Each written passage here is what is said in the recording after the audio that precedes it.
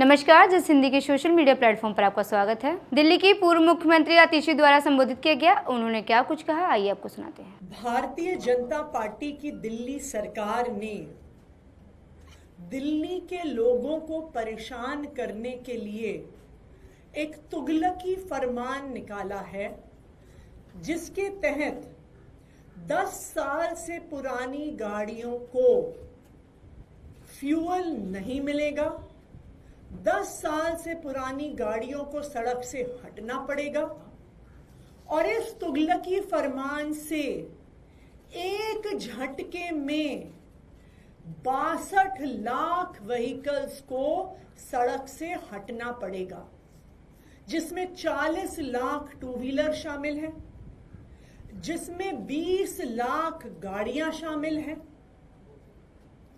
दिल्ली के आम लोग टू व्हीलर के माध्यम से, मोटरसाइकिल के माध्यम से अपने ऑफिस जाते हैं। 40 लाख मोटरसाइकिल और टू व्हीलर के ओनर्स अब क्या करेंगे? वो कैसे ऑफिस जाएंगे? वो अपनी दिनचर्या कैसे पूरी करेंगे? दूसरी तरफ दिल्ली में बहुत सारे ऐसे बुजुर्ग हैं, सीनियर सिटीजन्स हैं, जो गाड़ियों को इस्तेमाल करते हैं सिर्फ घर से बाजार जाने के लिए, बाजार से घर आने के लिए।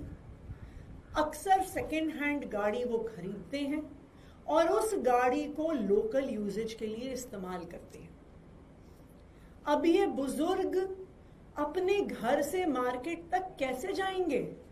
क्या वो पैदल चल के जाएंगे? अपने हाथ में 10-10 किलो का सामान ढो के लाएंगे? क्या ये चाहती है भारतीय जनता पार्टी? ये ऑर्डर तुगलकी है, निराधार है, इलॉजिकल है। ये इस बात से साफ होता है कि किसी भी गाड़ी की उम्र का और उसके द्वारा हो रहे प्रदूषण का कोई भी लेना देना नहीं है।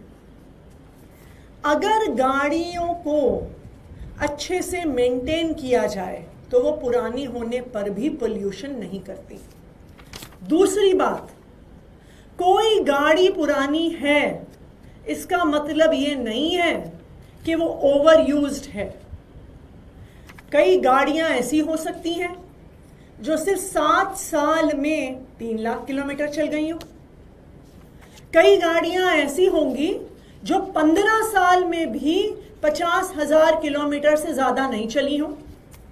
तो अब बीजेपी के इस नए फरमान के अनुसार 3 लाख किलोमीटर चली हुई गाड़ी तो सड़क पर रह सकती है, लेकिन मात्र 50,000 किलोमीटर चली हुई गाड़ी को सड़क से हटना पड़ेगा।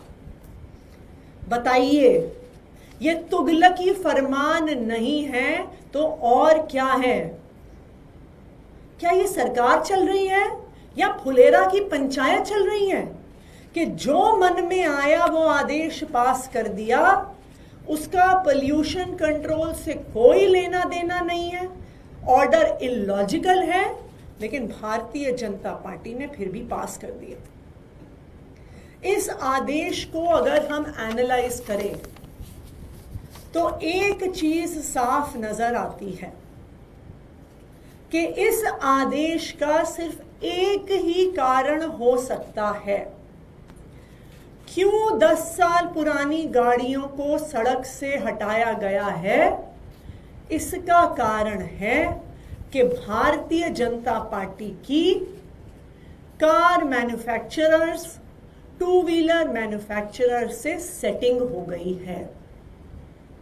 अगर 62 लाख गाड़ियों को सड़क से हटाया गया तो 62 लाख लोगों को नए टू व्हीलर, नई मोटरसाइकिल, नई गाड़ियां खरीदनी पड़ेंगी।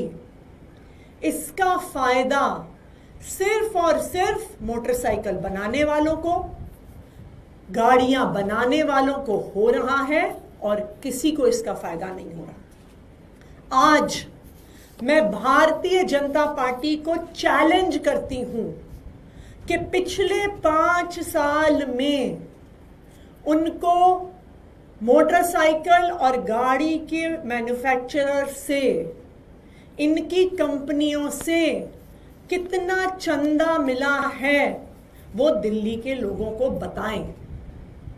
भारतीय जनता पार्टी ये सामने रखे कि 5 साल में लोकसभा के चुनाव के लिए, अलग अलग राज्यों के चुनाव के लिए, दिल्ली के चुनाव के लिए गाड़ी बनाने वालों ने, मोटरसाइकिल बनाने वालों ने उनको कितना चंदा दिया है, कितना डोनेशन दिया है, वो दिल्ली वालों को बताएं।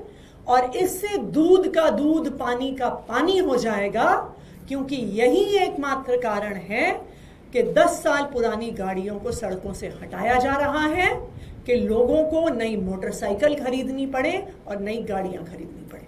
Thank you. मैम देखिए, जिस आदेश की बात आप कर रही हैं, ये आदेश नियम जो जरूर लाया गया होगा, लेकिन 15 साल का आदेश तो एनजीटी ने पहले ही दे रखा है, दिल्ली सरकार के लिए दे रखा है, जब आप लोग शासन में थे तब दे रखा था। तो भारतीय जनता पार्टी की 4 इंजन की सरकार नया कानून नहीं लेके आ सकती है। चाहे एनजीटी हो, चाहे सुप्रीम कोर्ट हो, चाहे हाई कोर्ट हो, वो कानून के हिसाब से ऑर्डर देते हैं। आपको याद होगा जब सुप्रीम कोर्ट ने आम आदमी पार्टी के केस पर दिल्ली की चुनी हुई सरकार को सारी पावर दी थी, तो 8 दिन के अंदर अंदर भारतीय जनता पार्टी की केंद्र सरकार ऑर्डिनेंस लेके आ गई थी। क्यों भारतीय जनता पार्टी पार्लियामेंट से, दिल्ली विधानसभा से नया कानून नहीं पारित कर सकती है? क्यों उस कानून में गाड़ी की फिटनेस, गाड़ी की माइलेज को आधार बनाया जा सकता एंड ऑफ लाइफ का? अगर भारतीय जनता पार्टी दिल्ली के लोगों को राहत देना चाहे तो बिल्कुल राहत दे सकती है, लेकिन भारतीय जनता पार्टी को दिल्ली के लोगों की चिंता नहीं है। उनको सिर्फ चिंता है उन गाड़ियों की कंपनियों की जिनसे उन्होंने करोड़ों करोड़ों रुपए का चंदा लिया है, और वो चाहते हैं कि इन कंपनियों को 40 लाख मोटरसाइकिल नहीं बेचने को मिले, 20 लाख नई गाड़ियां बेचने को मिले और उनको हजारों करोड़ का फायदा हो। सिर्फ यही कारण है भारतीय जनता पार्टी के इस आदेश का। मैम, मनजिंदर सिंह सिरसा हैं, मंत्री हैं, वो कह रहे हैं कि रोहिंग्याओं के खिलाफ कार्रवाई की चेतावनी दी है और आज से उनकी अपने इलाके में रोहिंग्याओं के खिलाफ कार्रवाई शुरू कर रहे हैं। आम आदमी पार्टी उनके पहले बयान का भी विरोध करती रही है। वो कह रहे हैं कि झुग्गियों को तोड़ा जाएगा और फैक्ट्री नहीं लगाने दी जाएगी। ये वही भारतीय जनता पार्टी है जो चुनाव से पहले दिल्ली की सभी झुग्गी बस्तियों में जाकर प्रवास करती थी। जब उनको वोट चाहिए था तब झुग्गी में रहने वाले लोग उनके भाई थे, उनके बच्चे थे, उनकी बहनें थीं, उनके माताएं थे, उनके बुजुर्ग थे। वो बुजुर्गों के पांव छू रहे थे, वो बच्चों के सिर सहला रहे थे। और अब भारतीय जनता पार्टी उन्हीं लोगों को जिनके घर पे उन्होंने खाना खाया, रात को रुके, उनके बच्चों के साथ कैरम खेला, लूडो खेला, उनका वोट लिया, अब उन्हीं की झुग्गियों पर बुलडोजर चलाने की बात कर रही है। भारतीय जनता पार्टी को शर्म आनी चाहिए। अगर दिल्ली के झुग्गियों में कोई लोग रहते हैं तो वो पूर्वांचल से आने वाले हमारे भाई बहन रहते हैं, जो यूपी से, बिहार से दिल्ली में काम की खोज में आते हैं। और सिर्फ दिल्ली में नहीं, देश के सब बड़े शहरों में, चाहे बॉम्बे हो, चाहे बेंगलोर हो, चाहे सूरत हो, हमारे पूर्वांचल के भाई बहन काम की तलाश में शहरों में आते हैं और ज्यादातर जे क्लस्टर्स में झुग्गियों में रहते हैं। लेकिन आज भारतीय जनता पार्टी का असली गरीब विरोधी चेहरा, पूर्वांचल विरोधी चेहरा सामने आ गया है। और अगर भारतीय जनता पार्टी इसी तरह हमारे पूर्वांचल के भाइयों बहनों को रोहिंग्या कहती रहे तो इसका जवाब बिहार के लोग, बिहार की जनता आने वाले बिहार चुनाव में उनको देंगे।